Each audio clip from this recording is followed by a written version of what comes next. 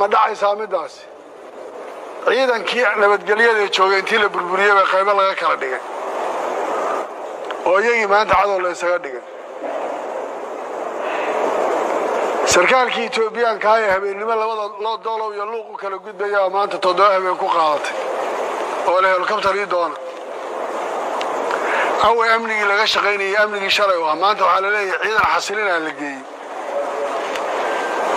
deegaanadaas oo weligood ka dhixi saabinay saameyn ku yeeshaan hadda waxay gaareen inay guri walba cashuur ka qaadaan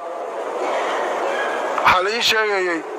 halina foornada baa diiday ugaaskiisii loo dacwoodaanay bari markaan dilaad wax sheegaysaa soo gudbi waa doolo dawladdu waxbay soo kordhisay mise waxbay dhintay waxbay tartay mise waxbay lumisay taas waa su'aal meeshtaan wada hadallada aanu galaynay inaan intaan arrinta gobolka Gaday isku qabanno arrinta Soomaaliya ay meesha ku baaba'do oo tii guud la sixi waayay caqabad kale noqotay taas waxay keentay markaa bal inaan midda guud si aan uga shaqeynaan ka shaqeyno midaas waxay keentay inaan midda guud ka shaqeyno bal wadankaana meesha uu gaaray aan dib wax isaga weydiin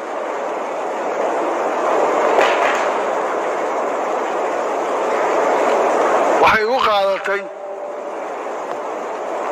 maalintii la doortay iyo maanta waxa u dhaxaysa muddo hal sana ka soo wareegtay ilaa hadda dawlad maana dhisin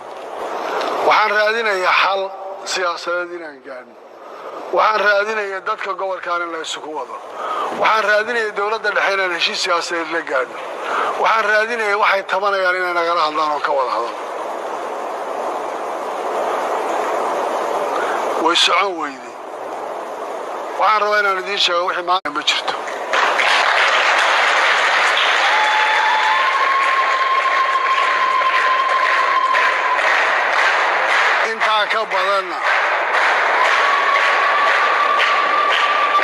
intaa wax ka badanna ma jiitami karayso arrinta Jubbaland shalay dib u heshiisiinta waad garanaysaa wixii lagu qaatay maanta ma doonayno inaan dib u sii jiitano waxaan u baahanahay wixii hadda ka dambeeyna hore u socon waxaan rabaa inaan u mahad celiyo reer Samareeb ama reer Samareeb oo aanan ka filaynin soo dhaweynta inta la iyo deganaanshaha iyo dadku inay shirarka inta la qaban karaan laakiin isku tashigooda iyo niyad wanaagga dadku ay sababtay inay qabtaan shirarkii Samareeb 1 iyo 2 iyadoo aan isla qaadanay inaan loo kala kicin ee shirarkan la isugu yimaado lagana fariisto ayna aqbaleen madaxweynihii iyo ra'iisul wasaarihii xilligaa joogay inay Samareeb 2 loogula yimaadaan oo nagala qayb galaan shirkaas taasoo waxaan isku tusnay waxa maanta wadanka u yaala inay tahay wadanka inuu doorasho tago sababtoo ah Soomaaliya xasiloonida siyaasadeed ee hadda dawladnimadu ay ku soo gaaraysaa waxay tahay Farmaajo Cabdiqaasim laga soo bilaabo harta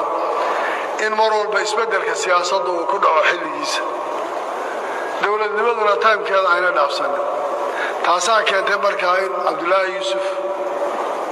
xilligiisii Allah naxariisto markii wax yimaadeen la yiraahdo maya waa in wadanka saa loo galo Sheekh Shariif dhamaystirkiisii Xasan Sheekh Tiisi haya waqtigii laguma dari karo madaxweyne Farmaajo